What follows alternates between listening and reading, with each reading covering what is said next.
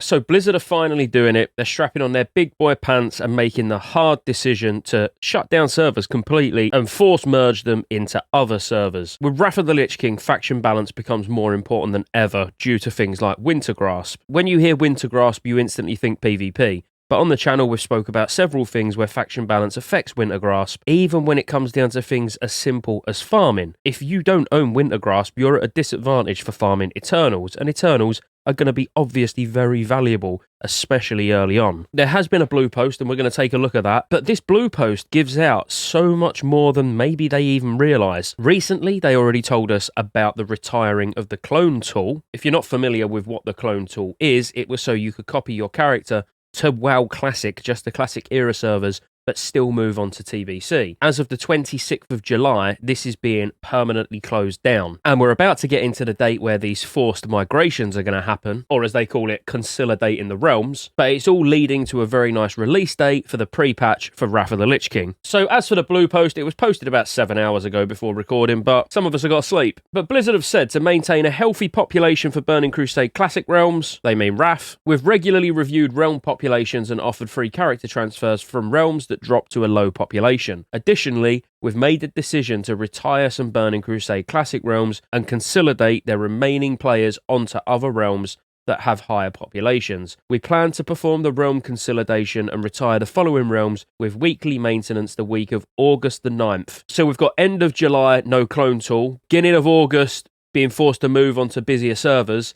I'd say mid to late August pre-patch. Absolute latest, and I've been saying September, so strap in, watch all the Wrath content that's on the channel. I'll put a list on screen of both the NA servers and the EU servers, so if any of them affect you, then obviously you can take a look. But I can tell you, I recently was on Judgment, looking at actually starting a farming alt there just to have free reign of the server because there was only about 8 people online. So I'm not really surprised that that one's being consolidated into another realm. So what do these servers really look like? So we've got Bloodfang and Celebras, and by the way, for the EU guys, it's obviously planned maintenance week August the 10th.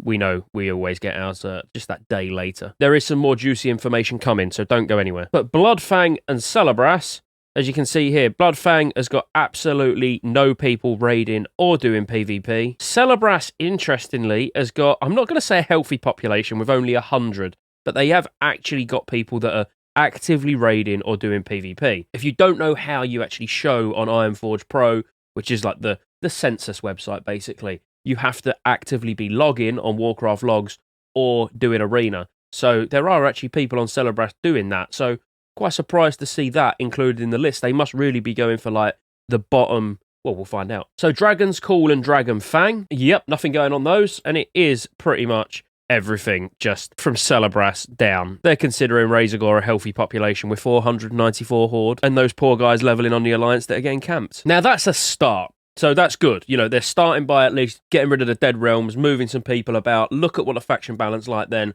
They've still got a long way to go, but this is a good start. I did say there was more juicy news in this post, and there is. What this means is that all of the Burning Crusade Classic realms listed above will be retired and will no longer be accessible after August the 10th.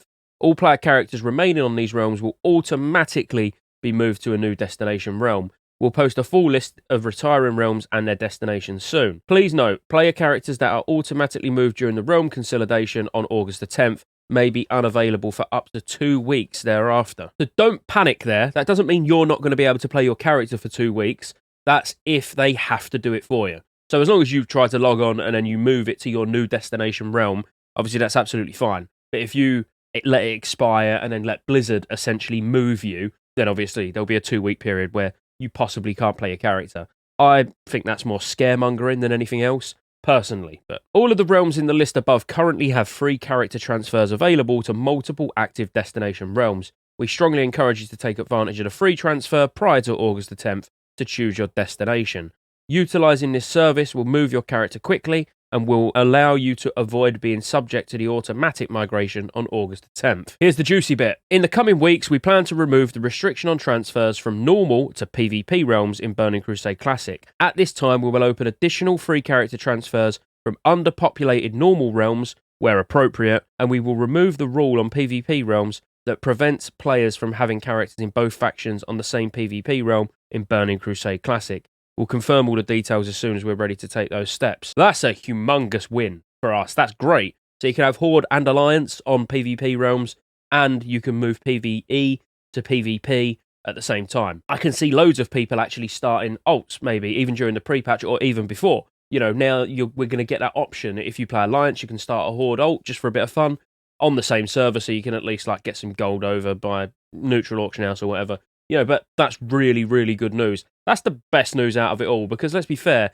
there's not that many people playing on those dead servers that are really going to be affected by this in a catastrophic way. But all of us potentially can be affected by the having both factions on PvP realms, or if you play normal servers, being able to move to PvP realms. So humongous news, that's amazing. So like I say, there's still a long way to go to getting these factions right, ready for Wrath of the Lich King, but they are making good moves. And while there are big mega servers that are thriving, such as Firemore, there are servers as well like Gehennis, which are predominantly Horde, Golemag that are predominantly Horde, Mograine, which is predominantly Horde, Razorgore that's predominantly Horde. You know, all these servers that need to be addressed because Wintergrasp just isn't going to work on one-sided factions. And it's going to be a huge, fun part of Wrath of the Lich King that, if not handled right, people are really going to regret not getting to experience in its full capacity. Now we're just waiting for the beta to drop this week, and just as a quick FYI, I'm expecting the beta to start this week or next week at the very latest, especially with news like this coming out now and we know in pre-patches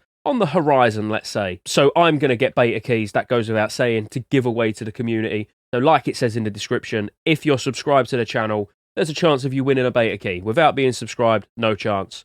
Roll the outro. So, I mean, well, actually, before I roll the outro, on that, you know, click subscribe. It's free. It costs nothing. Hit subscribe. You might get into the beta because of it. Now roll the outro. There's lots of ways you can support the channel to keep me here putting out World of Warcraft content and covering all future MMOs. Consider joining the channel as a member. You get access to emotes. Everyone will know you're a member when you comment on future videos because you get a nice icon next to your name. And you get access to members-only videos, which I'll be putting a lot of on the channel throughout the year. Additionally, there's a Patreon link in the description as well. Thank you for watching all the way to the end, and I'll see you on the next one.